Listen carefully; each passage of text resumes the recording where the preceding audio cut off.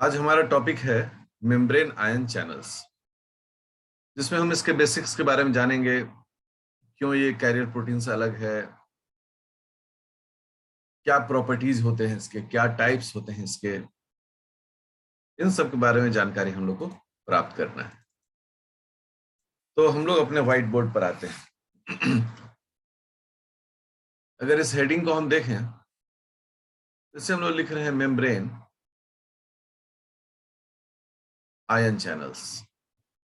Okay, membrane मतलब हो गया अपना कोई भी मेम्ब्रेन, बाइलेयर। यहाँ आयन जो है वो रिप्रेजेंट कर रहा है इनऑर्गेनिक आयंस को, इनऑर्गेनिक आयंस को।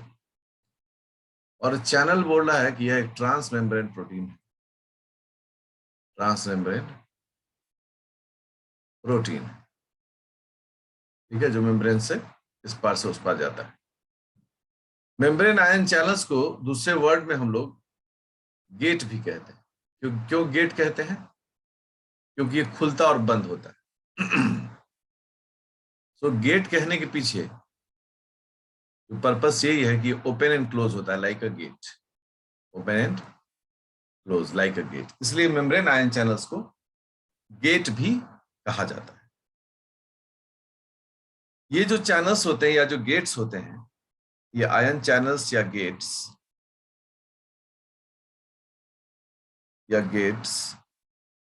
ये जो है ये हाइड्रोफोबिक पोर्स होते हैं। क्या होते हैं? हाइड्रो सॉरी उल्टा बोल दिया ना, हाँ, हाइड्रोफिलिक पोर्स। मतलब हाइड्रोफिलिक पोर्स मतलब वाटर लविंग पोर्स। ओके, और ये इसका एक यूनिक फीचर है, ये हाइड्रोफिलिक पोर होना। मतलब मेम्ब्रेन में जो ये पास करेगा, मान लीजिए कि ये एक मेम्ब्रेन चैनल है, आयन चैनल, और जब ये मेम्ब्रेन में पास करेगा, अंदर का जो ये हिस्सा है ये हाइड्रोफिलिक पोर, ठीक है। इसीलिए जो आयंस होते हैं, ये आयंस क्या होते हैं? हाइड्रोफिलिक होते हैं। तो इनका ट्रांसपोर्ट आसानी से किया जा सकता है। अगला जो पॉइंट आता है इसमें, वो पॉइंट इसके बारे में कहते हैं कि rapid transport of ions, transport of ions. मतलब आयंस का जो ट्रांसपोर्ट होता है वो बहुत रैपिड होता है, ठीक है ना। 10⁵ folds higher than carrier proteins, है ना। आप समझें कि कैरियर प्रोटीन्स में जो आयंस के ट्रांसपोर्ट की रफ्तार होती है, उससे लगभग 10,000 गुना ज्यादा रफ्तार होता है इस आयन चैनल्स का, ठीक है। फिर अगर हम कुछ ऐसे और कैरेक्टरिस्टिक देखें, तो ये जो चैनल्स होते हैं, ये सेल के बाहरी हिस्से को सेल के अंदरी हिस्से से कनेक्ट करता है। ये जो चैनल्स हैं, channels connect ECF to ICF, है ना। ईसीएफ टू आईसीएफ को कनेक्ट करता है, क्योंकि मेम्ब्रेन के आर पार होता है। ट्रांस, जैसे हमने कहा कि ट्रांस मेम्ब्रेन होता है, ये हमारे सबके दिमाग में ये बात आ जाती है कि एक हिस्सा इसका बाहरी हिस्सा होगा और एक हिस्सा इसका अंदर का हिस्सा, लाइक दिस। अगर ये ईसीएफ है तो एक हिस्सा इसका ईसीएफ के टच में है, नीचे वाला आईसीएफ है तो नीचे वाला हिस्सा आईसीएफ के टच में है, ठीक है। इसको लोग साइटोसोलिक फेस भी कहते हैं। अगला जो पॉइंट इसमें कहा जाता है, ये हाईली सेलेक्टिव पोर्स होता है, हाईली सेलेक्टिव पोर्स। अर्थात कहने का मतलब है कि कुछ भी नहीं जाएगा, चुनकर भेजेगा। चुनकर भेजने का मतलब क्या है? सोडियम आयन यदि है, पोटेशियम आयन है, कैल्शियम आयन है, तो सबका अलग अलग होगा, सबका अलग अलग। ऐसा नहीं होगा सोडियम आयन सिंगल चार्ज्ड है, पोटेशियम आयन भी सिंगल चार्ज्ड है, तो दोनों को एक ही पोर्ट से ये चला भेज देगा। नहीं नहीं, सोडियम आयन के लिए अलग पोर्ट, इसके लिए अलग और इसके लिए अलग। ये हो जाएगा सोडियम आयन चैनल, वो हो जाएगा पोटेशियम आयन चैनल या गेट। अब देखना, सोडियम आयन कितने तरीके से सेल के अंदर या सेल से बाहर भेजा जाता है। अगर विद्यार्थी बहुत पर्टिकुलर नहीं रहे तो सोडियम आयन पंप को चैनल समझ जाएगा और सोडियम आयन चैनल को पंप समझ जाएगा। ठीक है ना? आप देखिए सोडियम आयन चैनल, तो ये आयन चैनल है, और सोडियम आयन पंप है ना, तो ये एटीपीएज है, सोडियम आयन एटीपीएज है। तो इस तरह से दिमागों में अपने चीजों को बिठा के रखना है। और जैसा मैंने कहा, ये ओपन और क्लोज्ड कन्फर्मेशन में होता है, खुलता और बंद होता है, इसलिए इसको गेट कहा जाता है। कुछ ऐसे बड़े पॉपुलर एग्जांपल्स देखें तो बहुत सारे एग्जांपल्स हैं, जैसे गैप जंक्शन। ठीक है, गैप जंक्शंस हो गए, पोरिंग्स हो गए जिससे कि पानी जाता है।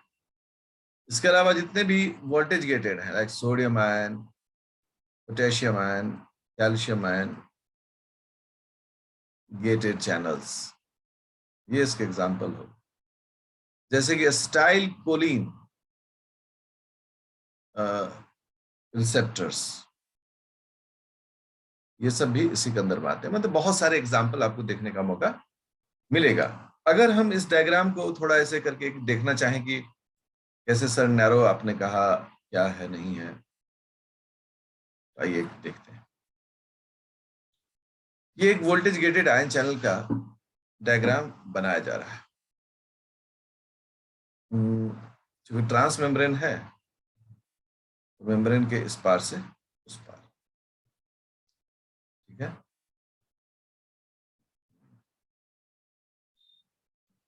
ठीक है, डायग्राम सब लोग मेरे साथ, आप लोगों को भी बनाना चाहिए। बढ़िया।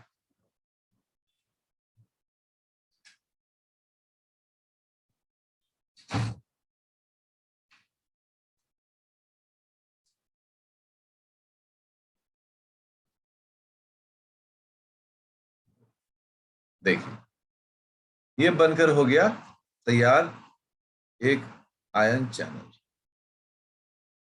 ठीक है, अब इस आयन चैनल को, जैसा कि मैंने कहा कि जो प्रॉपर्टीज आप देखना चाहते हैं वो प्रॉपर्टीज तो आपको इसमें दिखेगा ही दिखेगा, इसमें कोई संदेह नहीं है। अब देखिए कि एक बहुत ही छोटा सा हिस्सा है जो टच में है, ये इसको क्या बताता है? नैरो। ये नैरो है। दूसरा है कि मेम्ब्रेन से इस पार से उस पार है, तो ये ट्रांस मेम्ब्रेन है। तो ये जैसा अभी क्लोज है, तो फिर ये क्या हो सकता है? ये खुल सकता है। तो खुलेगा तो कैसे होगा? मतलब ऐसे है, तो इस तरीके से ये गेट खुल जाएगा। तो खुल गया तो आयन अपना जहां जाना है जाएगा। ये जो है एक इसका बेसिक पार्ट होता है। अगर इसके स्ट्रक्चर की बात करें, स्ट्रक्चर की बात करें तो किसी भी आयन चैनल में दो हिस्सा देखने को मिलता है। ठीक है ना? अब उतना हम डायग्राम सजाएंगे नहीं, हम झटपट डायग्राम बना देते हैं। एक हिस्सा होता है जो लिपिड बायलेयर से अटैच है, और एक हिस्सा होता है जो अंदर होता है। ठीक है, ये जो सरफेस है, ये जो हिस्सा है, ये लिपिड बायलेयर से जुड़ा हुआ है। ठीक है ना? हम लोग बोले हैं lipid bilayer face of channel. और ये जो अंदर का हिस्सा है, ये तो अंदर कोर का हिस्सा होता है। ठीक है ना? जैसे हम लोग क्या बोल रहे हैं कि पोर वॉल जो क्या होता है, इनर होता है। तो किसी भी आयन चैनल का दो हिस्सा आप देख रहे हैं, एक जो बाहर का हिस्सा है, जो एक किससे जुड़ा हुआ है, जो ये जुड़ा हुआ है लिपिड बाइलेयर्स, और एक अंदर का हिस्सा। ये तो ऐसे लंबा लंबा काटा गया है ना। अगर इस डायग्राम को थोड़ा सा और हम मतलब सोफिस्टिकेटेड करें, देखिए डायग्राम कैसे दिखता है।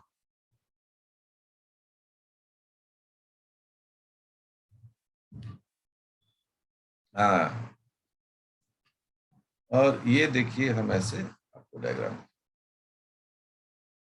ये ऐसे दिखता है। जो अभी आप डायग्राम देखे हैं वो ऐसे दिखता है। और ये हो गया बीच का हिस्सा।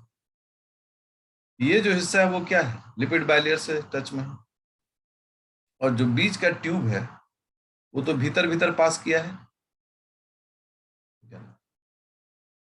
तो ये हो गया, ये जो आप देख रहे हैं इसको क्या बोल रहे हैं, वॉल ऑफ पोर, पोर का वॉल हो गया। और ये जो हिस्सा दिख रहे हैं वो क्या है, वॉल ऑफ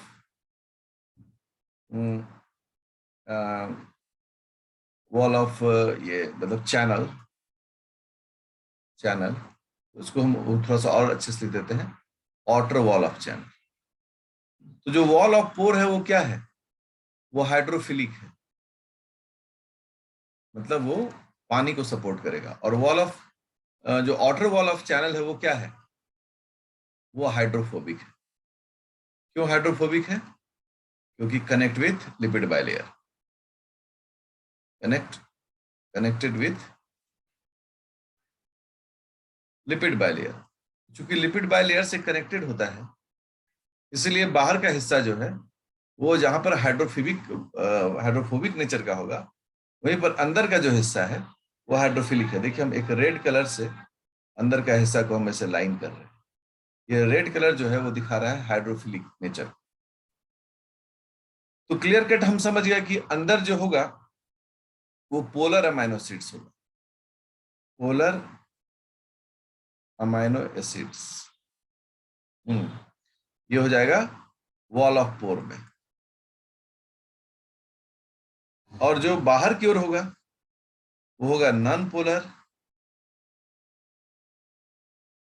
पोलर और hydrophobic amino acids.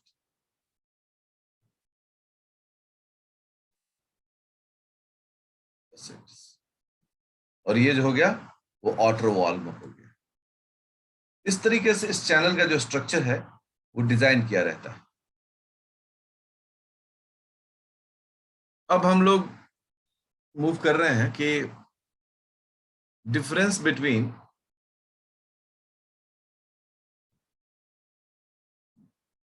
Carrier protein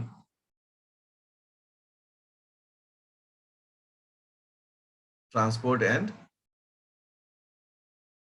ion channel transport, ion channel. अब दोनों के बीच में एक छोटा सा कंपेयर हम लोग कर देते हैं।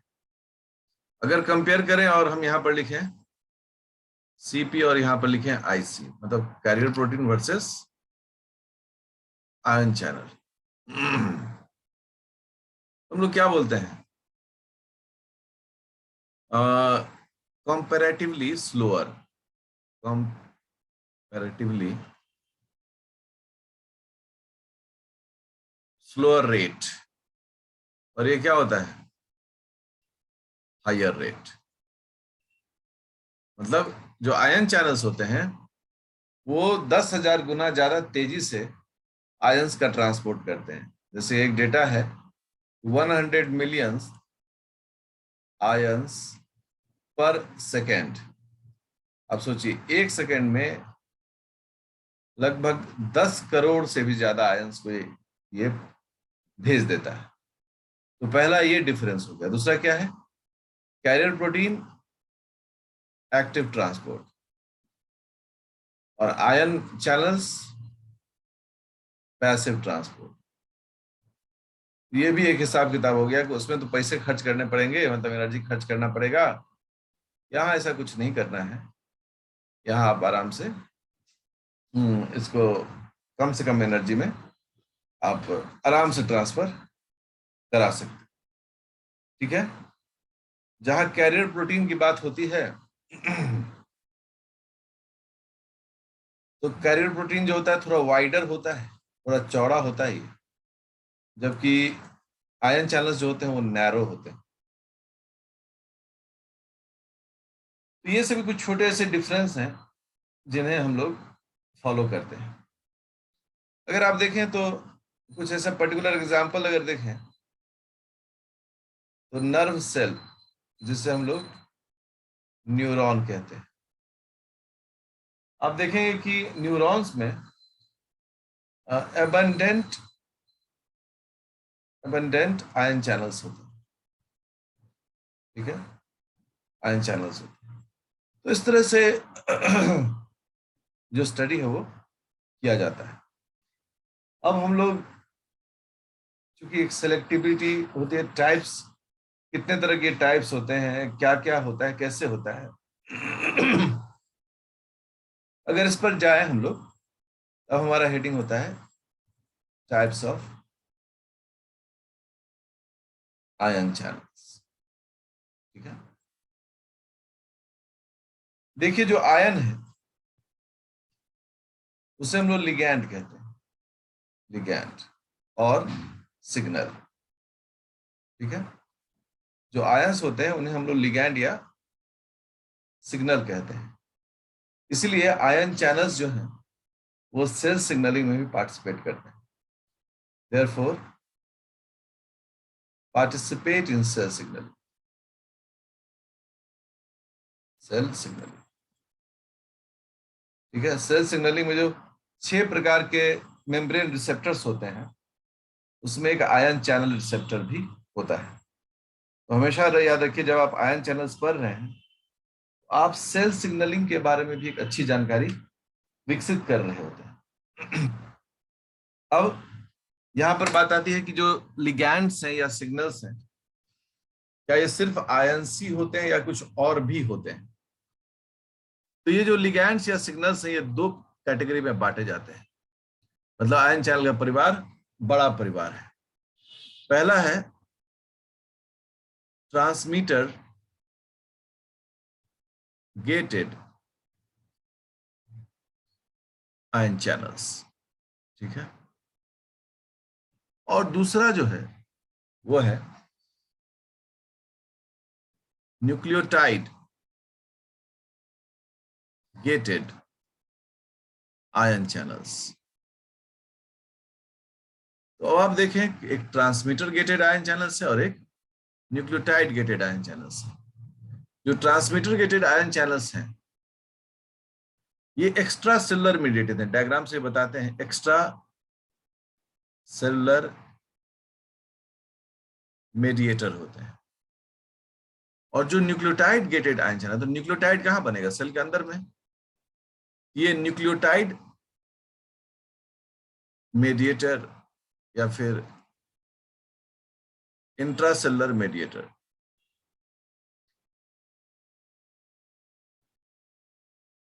तो इस प्रकार से इन दोनों को 2 भाग में क्लासिफाई किया गया। पहला है ट्रांसमीटर गेटेड आयन चैनल्स और दूसरा है न्यूक्लियोटाइड गेटेड आयन चैनल्स। जो ट्रांसमीटर गेटेड आयन चैनल्स हैं उनके क्या हालात रहते हैं, कैसे दिखते हैं वो, आइए उस पर एक हम लोग डायग्राम से उसको समझने की कोशिश करें। और जो दूसरा है वो है neuro transmitter nucleotide gated ion channels. अब आप देखें, इसमें जो ये ईसीएफ हो गया और ये आईसीएफ हो गया, यहां पर भी ये एक्स्ट्रा सेलुलर फ्लूइड है, ये इंट्रासेलुलर फ्लूइड है। अब अगर इसको हम लोग तवज्जो दें, ठीक है, लाइक एक डायग्राम से मैं इसको दिखा रहा हूं, डायग्राम थोड़ा हिल सकता है। ठीक है।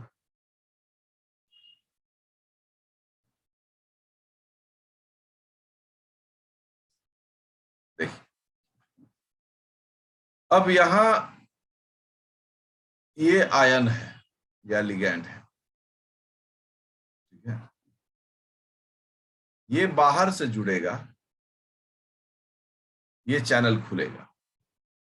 चूंकि मेडिएटर जो हो गया वो क्या हो गया, जिसे हम लोग आयन कह रहे हैं या लिगैंड कह रहे हैं या फिर सिग्नल कह रहे हैं, ये सभी क्या है, ये मेडिएटर है। सभी सभी क्या है, मेडिएटर, जो बीच में घुसकर चीजों के स्वभाव को बदलेगा। तो अगर ये बाहर से जुड़ रहा है, यह हो गया transmitter gated ion channels. Okay. और अब इसी डायग्राम को अगर हम उलट दें,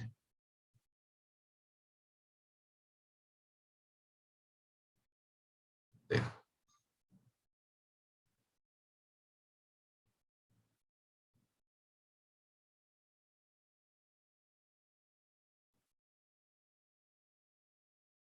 हाँ, अगर इसी को उलट दें तो अब सिग्नल कहां से है, अब सिग्नल अंदर से है। और इसे हम लोग क्या बोले हैं, न्यूक्लियोटाइड गेटेड आयन चैनल। सबके एग्जाम्पल हैं और आपको बहुत डिस्कस में पढ़ना है, अभी तो बेसिक चीजों को समझना है, ये सभी हमें समझ में आ रहा है या नहीं। अगर हम गेटेड आयन चैनल्स को देखें,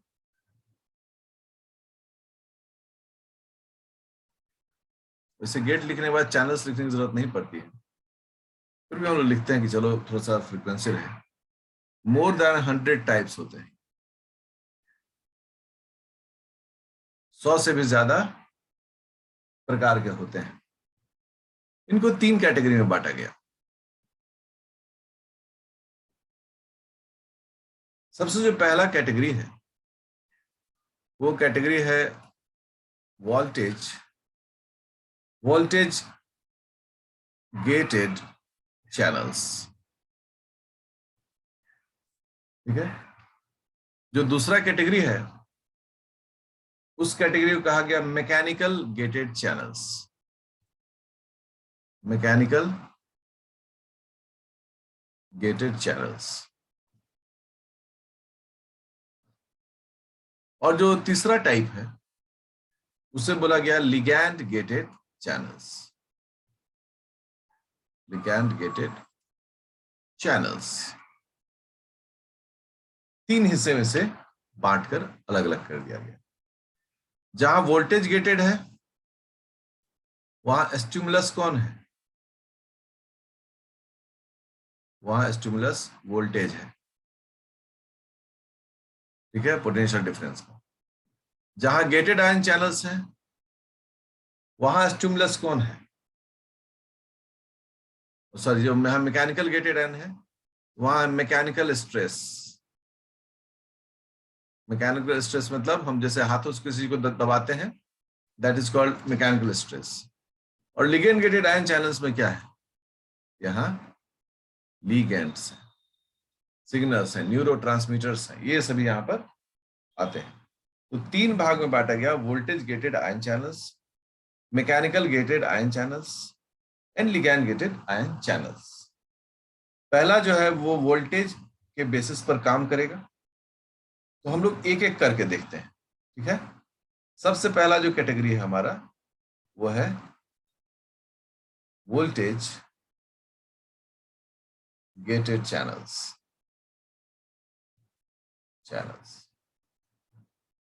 देखिए वोल्ट जो है, जिसे हम लोग वी कहते हैं, ये पोटेंशियल डिफरेंस का यूनिट है। पोटेंशियल डिफरेंस यूनिट, जिससे हम लोग किसी चीज को भी निरूपित करते हैं। पोटेंशियल डिफरेंस हमेशा, ये हमेशा 2 पॉजिटिव चार्जेस के बीच में निकाला जाता है, between 2 positive charges at 2 poles, ठीक है। तो यदि दो पोल हैं, दो किनारे हैं, उनके बीच में हम पॉजिटिव चार्जेस जो कंपेयर करें, इससे हम लोग कहते हैं कि यहाँ पर पोटेंशियल डिफरेंस पैदा होता है। जैसे देखो मेम्ब्रेन में मान लो 3 सोडियम आयन बाहर चला गया और 2 पोटेशियम आयन नीचे चला आया, तो ऊपर में 3 प्लस चार्ज है और नीचे में 2 प्लस चार्ज है। इन दोनों का डिफरेंस क्या होगा? 1। चूंकि ऊपर में 1 प्लस ज्यादा है इसलिए ऊपर में प्लस लिखा जाएगा, और नीचे में 1 प्लस कम है तो नीचे में माइनस लिखा जाएगा। ये माइनस एक्चुअली माइनस चार्ज नहीं होता है, ये डिफरेंस बताता है कि एक कम है, ऊपर 1 प्लस ज्यादा है, नीचे 1 प्लस कम है। ठीक है, तो इसके कारण क्या होता है कि अब ये जो है दोनों के बीच में एक पोटेंशियल डिफरेंस के रूप में काउंट किया जाता है कि दिस इज द डिफरेंस, जिसके कारण इस मेम्ब्रेन पर ऊपर प्लस चार्ज है और नीचे माइनस चार्ज है। उसको हम लोग वोल्ट से डिफाइन करते हैं। यदि आप एक वोल्टेज जब भी पैदा होगा तो क्या रिलेशन है, relationship between voltage, the potential difference, electric current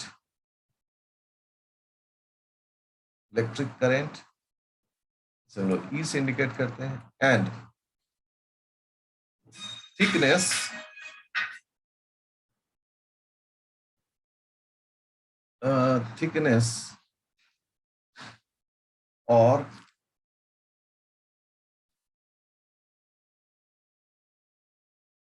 और डायमीटर ऑफ द, मान लो कि हम किसी भी चीज को, कोई भी वायर लें या नर्व लें, मान लो अगर दूसरी जगह काम करें तो वायर तार में इसको यूज करेंगे, लेकिन यहाँ तो नर्व में, इसको हम लोग इंडिकेट करते हैं डी से। तो इन तीनों के बीच में क्या रिलेशनशिप है? तो वोल्टेज हमेशा डिपेंड करता है इलेक्ट्रिक करंट और जो थिकनेस ऑफ वायर या नर्व होता है उसके मल्टीप्लायर से। इसको दिमाग में बिठाकर चलना है। अब यहां पर क्या है कि voltage is equal to E d. अगर अब सोचो कि हमें किसी ने एक क्वेश्चन दिया और बोला एक न्यूरॉन है और न्यूरॉन पर जो है जो इलेक्ट्रिक करंट है वह 10 मिली एम्पियर है। ठीक है, और जो थिकनेस है मेम्ब्रेन का, ओके, वो है 20 नैनोमीटर, ऐसे करके। तो आप बताइए कि वोल्टेज क्या होगा?